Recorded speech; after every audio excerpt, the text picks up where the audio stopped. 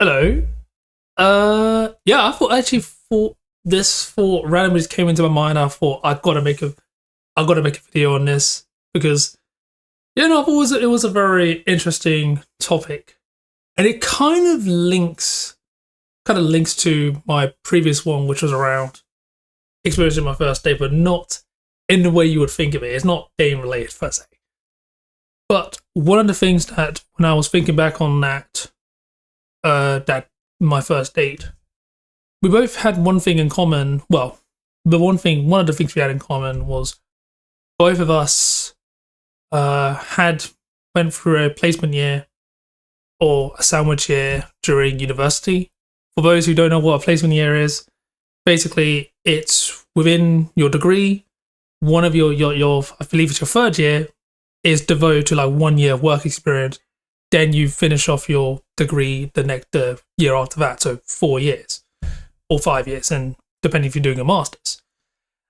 We both did that, and ironically, we after we graduated, both of us actually joining the same joined the same company we did the placement with.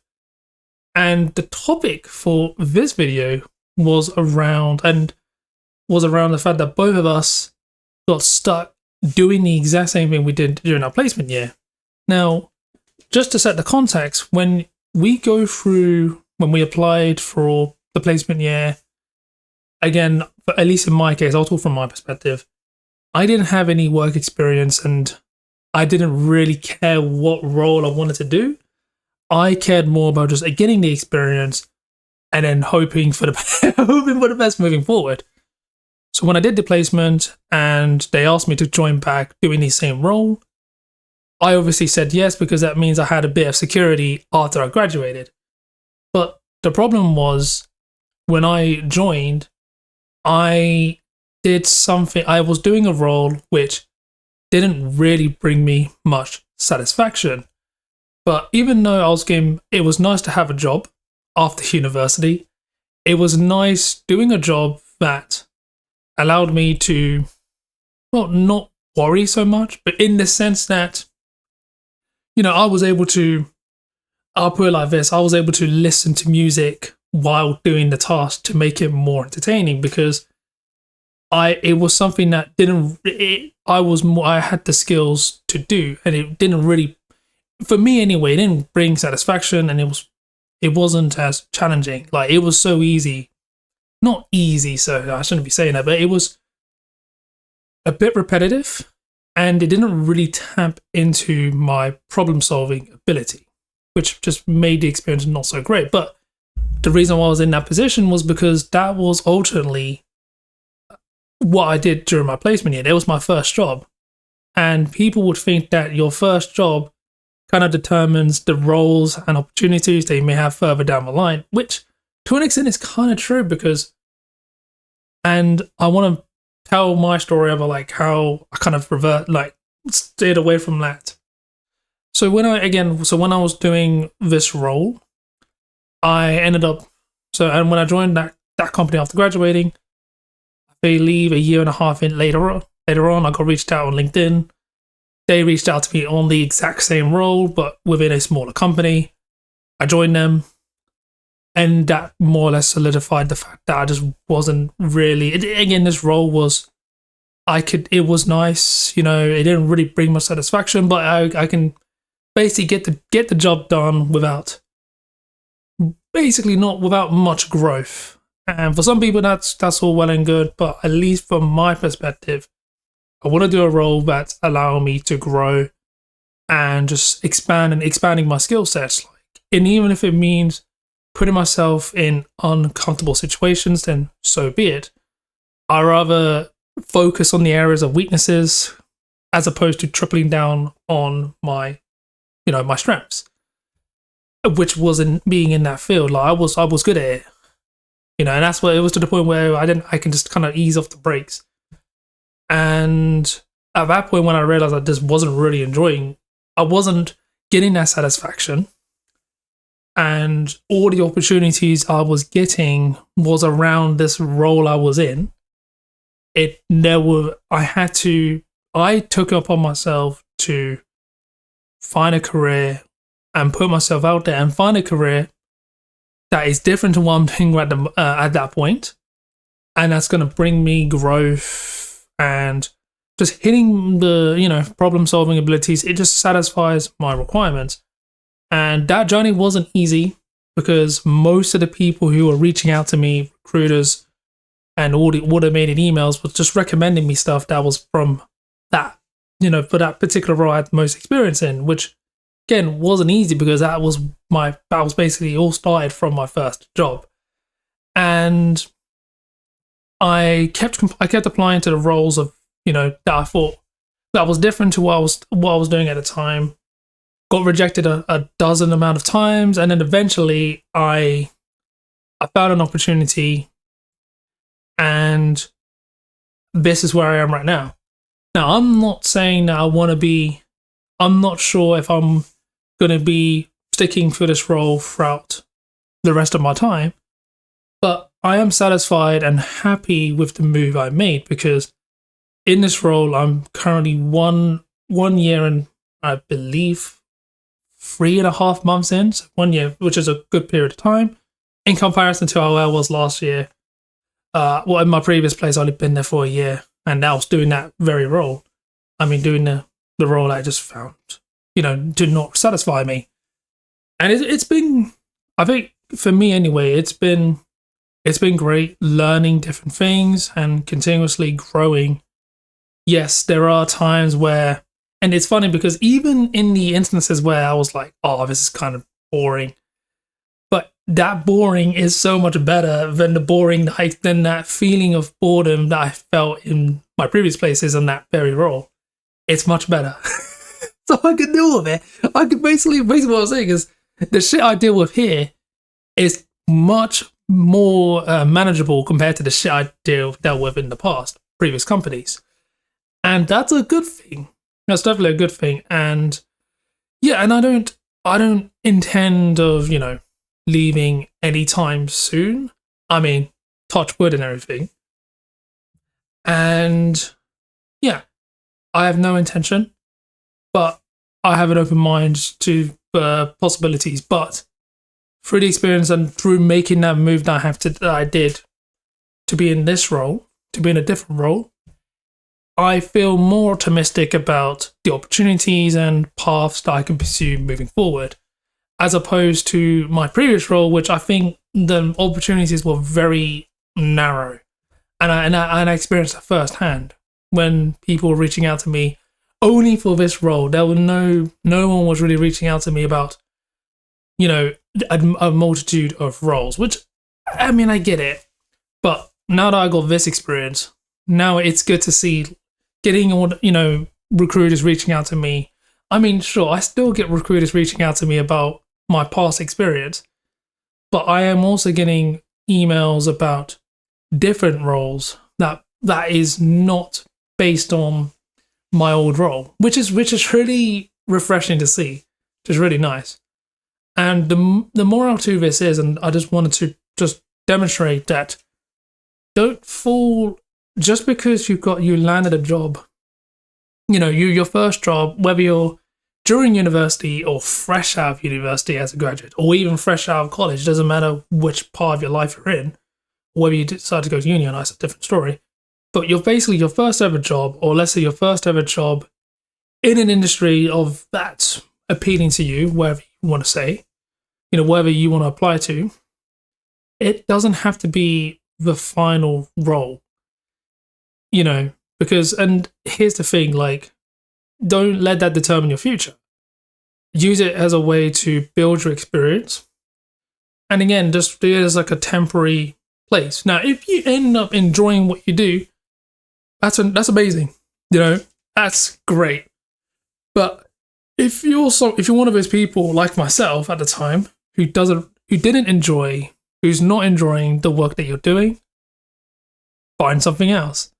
It will suck. In the sense of trying to apply, building up your skills. Again, there's a lot of hard work involved. But if I can do it, absolutely you can do the same thing. And it's going to take time, and it's going to take, you're going to get rejected a huge amount of times because they'll dismiss And here's the key: even with your current experience, recruiters and everything might reach out to you about the exact same role with a better salary, better benefits, and all those things. And as enticing as that is, you have to keep to your strategy. You have to keep moving. Because look, even in my past role, there were roles that I saw that were offering good money, even in fact, good money compared to what I'm making right now. And despite how tempting it was, I wasn't interested in those roles because despite getting, sure, I get a good, comfortable salary, it just didn't really it just didn't really appeal to me. And I thought, there's no point in me doing this. Even despite chasing after the money, I think the money should reflect the skills that I have. And I feel like I am in the right direction. The growth that I'm experiencing, I feel like, and the skills that I'm developing, I think it's going to lead to that, the salary and all those things, I think will take care of. I think that would speak for itself in the long term. And I think it'll take care of itself. So I'm not really worried too much about that. I'm very content with what I'm making right now. But again, don't, as enticing as it is, stick to your gun of like, if you're not enjoying what you're doing, switch.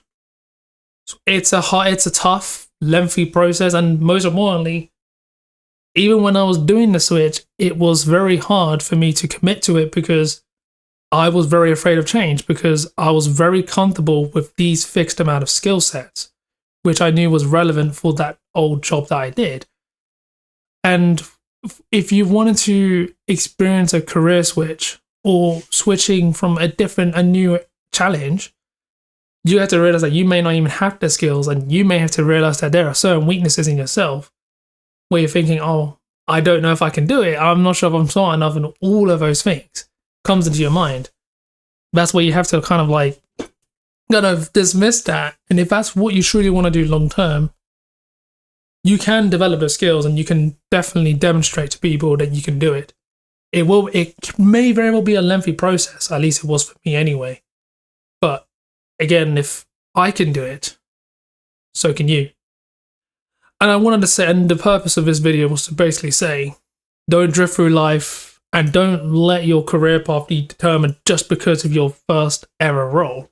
Sure, it's going to be a huge influence of like to other people, recruiters, and everything. Oh, you got this, man. You got these skills, right? Okay, we can offer you this.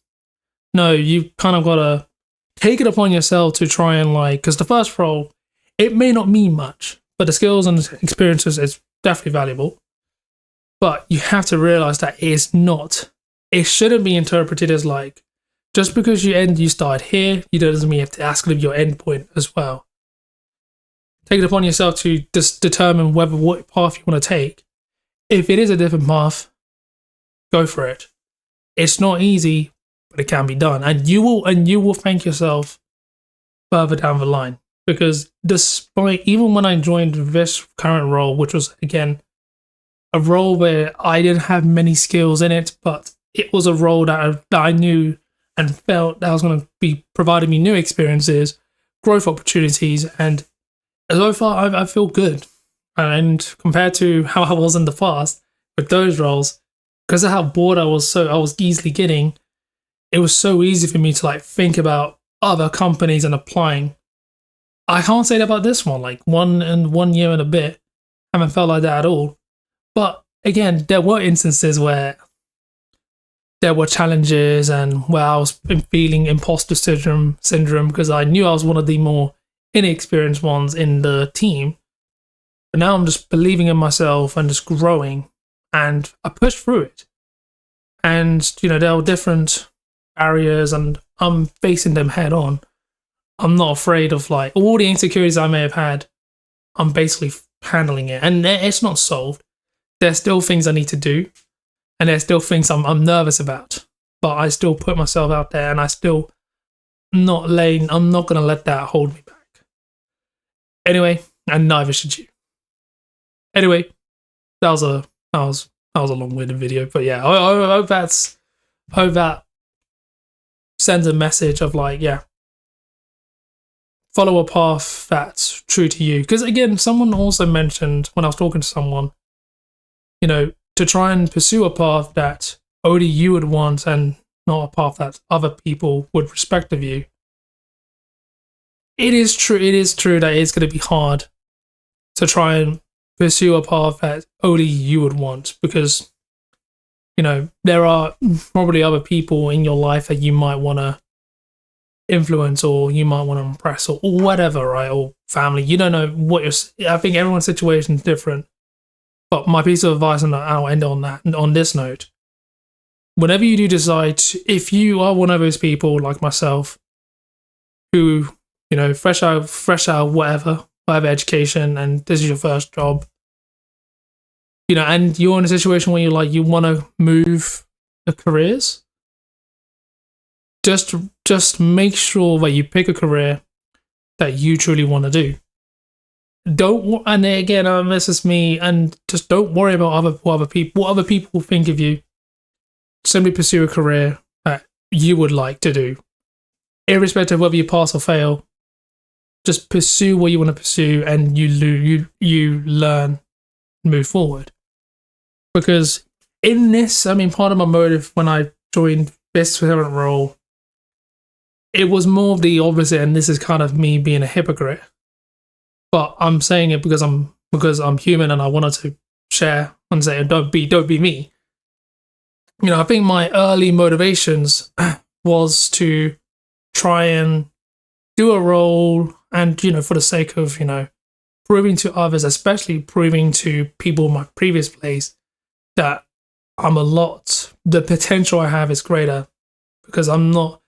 Because in my mind, they'll kind of take in. I felt that the way they saw me was like here, and I wanted to prove that I'm like here, in terms of skills wise and the potential I can bring.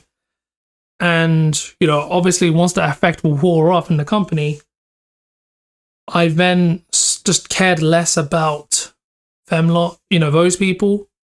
It's kind of why I stay away from social media and all that. So I don't even entertain the comparison game. But nowadays, my life has been a lot more happier, and one of the key reasons for that is because I'm focusing purely on my own personal growth. I'm creating the success for myself and my own personal reasons, nothing to do with anyone else. And I want to end on that note. Make a decision that's based on what you truly want to do, irrespective of what other people will think. Because at the end of the day, it is your life, and you only have one life. Don't take it for granted. And trust me on that one, you don't know when your life will come to an end. Oh, no, yeah, it's a bit deep, but I do know people especially family members, who've had their lives cut short. I'm not going to mention it go beyond that, because that's raw. Yeah, that's still a bit bizarre. But yes, the point is, it just solidifies and just reiterates the point. Don't take your life for granted, because you don't know when your last day will be. All right, I'm out. Peace.